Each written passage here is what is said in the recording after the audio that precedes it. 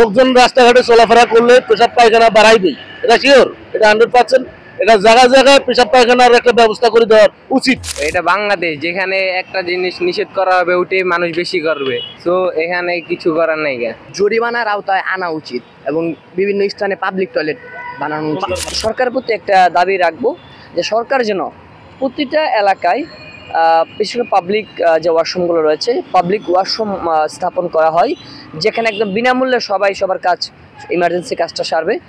আর হচ্ছে এখানে মূলত একটা ঢাকা বিশ্ববিদ্যালয়ের মতো একটা এরিয়া, রাস্তা দিয়ে হাঁটার সময় দেখা যায় যে অনেক সময় দুর্গন্ধে হাঁটাই যায় না, তো হাঁটলে দেখা যাচ্ছে অনেক নেগেটিভ গন্ধ আসে, এতে আমাদের নিজেরও আমরা রোগাক্রান্ত হওয়ার সম্ভাবনা থাকে, পাশাপাশি পরিবেশ নষ্ট হয়। এটা আসলে অত্যন্ত ন্যাক্কারজনক একটি কাজ।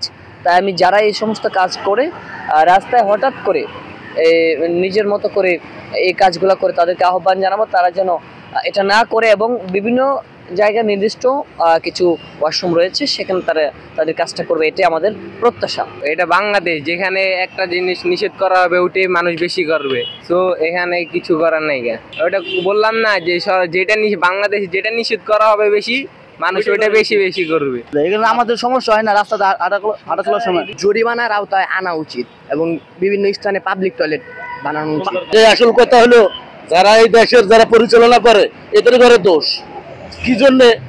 লোকজন রাস্তাঘাটে চলাফেরা করলে পেশাব পায়খানা বাড়াইবেই, এটা শিওর, এটা 100%।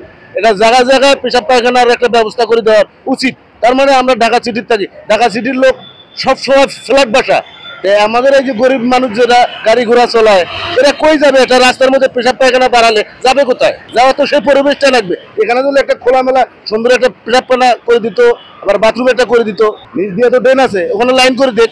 এই জিনিসটা তো ওদের ঘরে মাথায় নাই, বড় বড় যারা নেতা এদের ঘরে মাথায় নাই। এখন তো জনগণ যাইবে কোথায়? আমরা সাপোজ ধরেন আমি 1 ঘন্টা হলে পেশাব বাড়াইছি, এখন কোথায় যাবো পেশাব করতে? এখন যাবো না তো ফ্ল্যাট বাসা, আমাদের এখানে বাসায় যাইতে 2 ঘন্টা লাগবে, তাহলে আমি তো এখানে খোলামেলায় পেশাব করবো। এটা যারা উপরের নেতা ফেতা এমপি মন্ত্রী এটা তো লক্ষ্য করার দরকার, এটা দেশ ধারা চালায়, এরা ভালো বোঝে।